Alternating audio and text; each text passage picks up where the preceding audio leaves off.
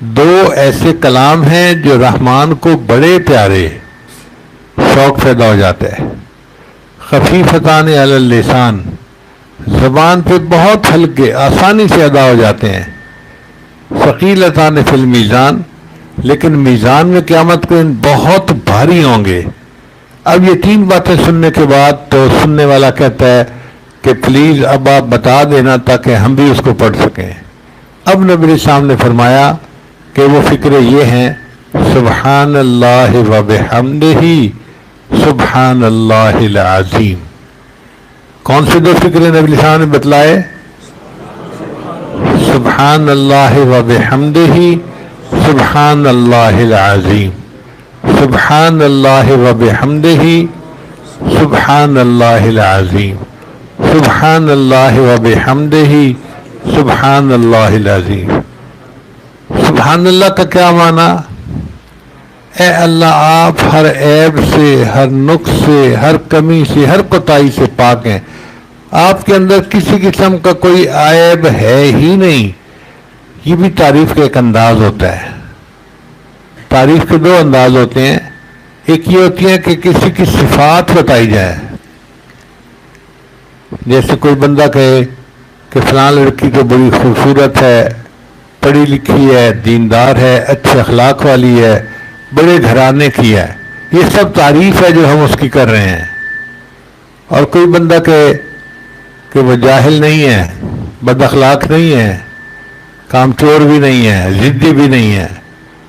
اب ہم نے اس کی صفات تو نہیں گنوائی، لیکن ہم نے برائیوں کو اس سے دور کر دیا، تو یہ بھی تعریف کا ایک انداز ہے.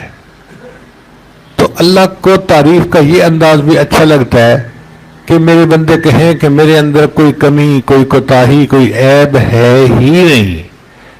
یہ معنی ہے سبحان اللہ، اللہ آپ پاک ہیں، آپ میں کوئی کمی نہیں ہے.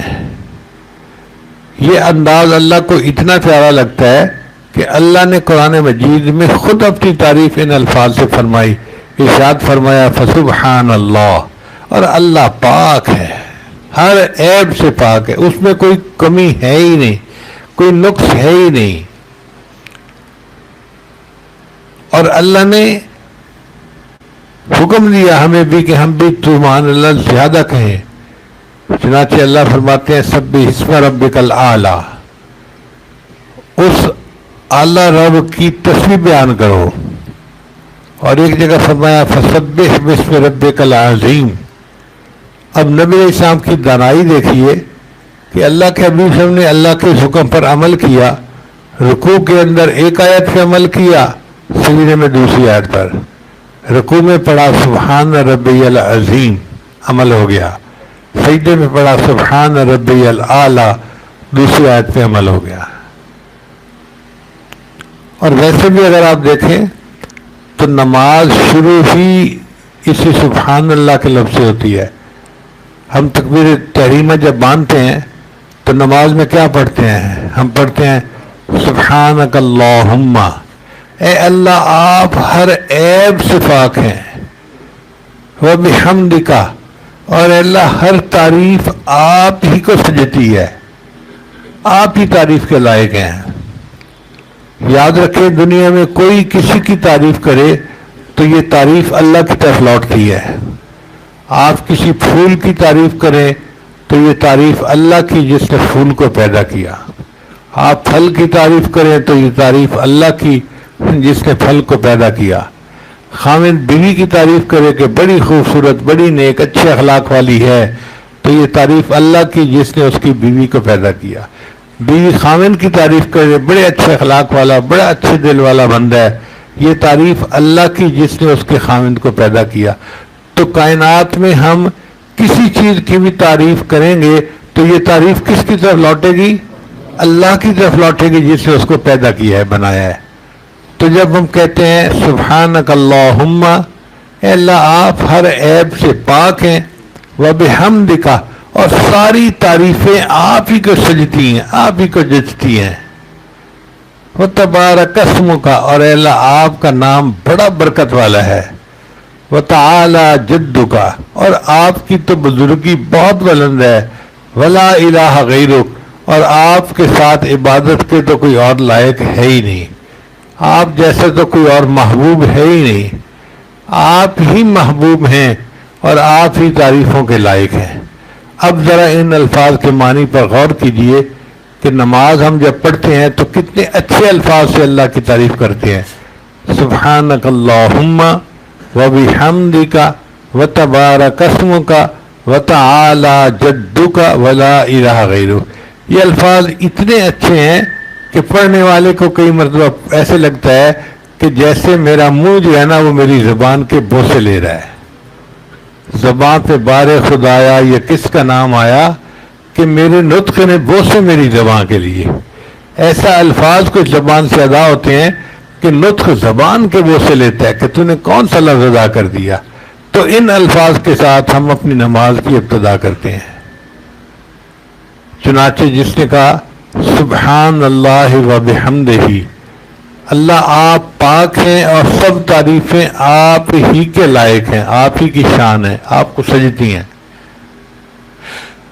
اور دوسرا فقرہ سبحان اللہ العظیم، اللہ آپ پاک ہیں اور آپ ہی بلند ہیں، آپ بہت اونچے ہیں، بہت بڑے ہیں۔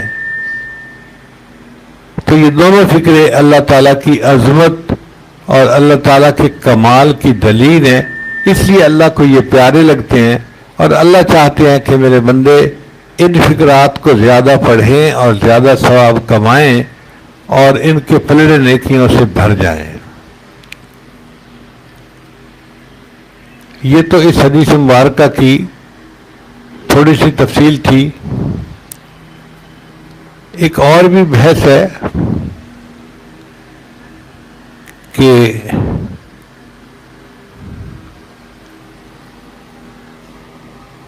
بیان اور معنی کے اعتبار سے اس حدیث کے اوپر اس حدیث کے مضامین کیا ہیں، مگر میں اپنی طبیعت کی ناسازی کی وجہ سے وہ لمبا مضمون نہیں چھیڑ سکتا۔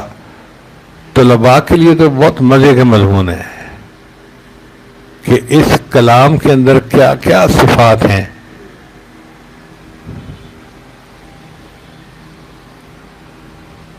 بہرحال میں اس مضمون کو اسی جگہ ختم کرتا ہوں، البتہ اتنا بتا دیتا ہوں کہ اس پہ محدثین نے بحث کی ہے کہ امام بخاری رحمۃ اللہ نے اس حدیث کو آخری حدیث کے طور پہ کیوں چنا۔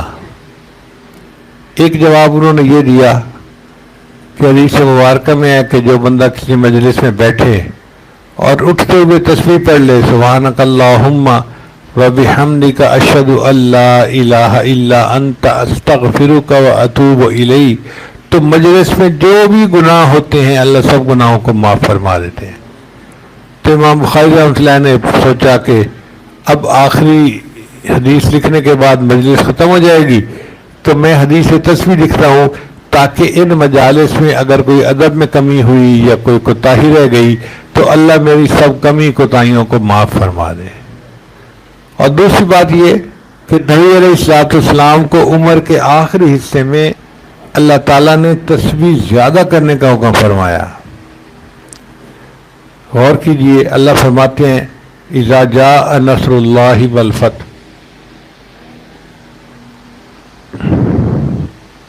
ورأیت الناس یدخلون فی دین اللہ افواجا، آپ دیکھ رہے ہیں اللہ کے محبوب کہ لوگ جوک در جوک جماعت در جماعت اسلام میں داخل ہو رہے ہیں، گروہ در گروہ داخل ہو رہے ہیں۔ فسبح بحمد ربک، اب آپ اپنے رب کی تسبیح بیان کیجئے، واستغفروا اور استغفار کیجئے، انہ کان توابا۔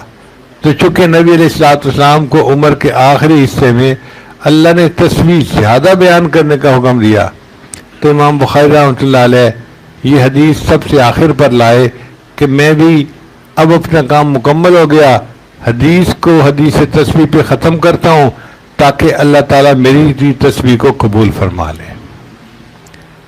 جب مجھے استاد نے یہ حدیث پڑھائی تو میں نے کہا کہ استاد جی محدثین نے تو بہت ساری وجوہات، کچھ 6-7 وجوہات لکھی ہیں کہ آخری حدیث کے طور پہ کیوں چنا، مگر میری لائن ہے یہ ذکر و سلوک والی، اور جس لائن کا بندہ ہو تو اسی کے خیال اس کو زیادہ آتے ہیں. تو میں نے کہا استاد جی ایک بات میرے بھی ذہن میں آ رہی ہے، میں بتاؤں؟ کہنے لگے بتاؤ. میں نے کہا ہمارے پاس بندے آتے ہیں، پریشانی ہے، کوئی عمل بتاؤ حل کے لیے، قرضے میں ڈوبے ہوئے ہیں، کوئی عمل بتاؤ حل کے لیے، بچی کا رشتہ نہیں ہو رہا، کوئی عمل بتاؤ حل کے لیے.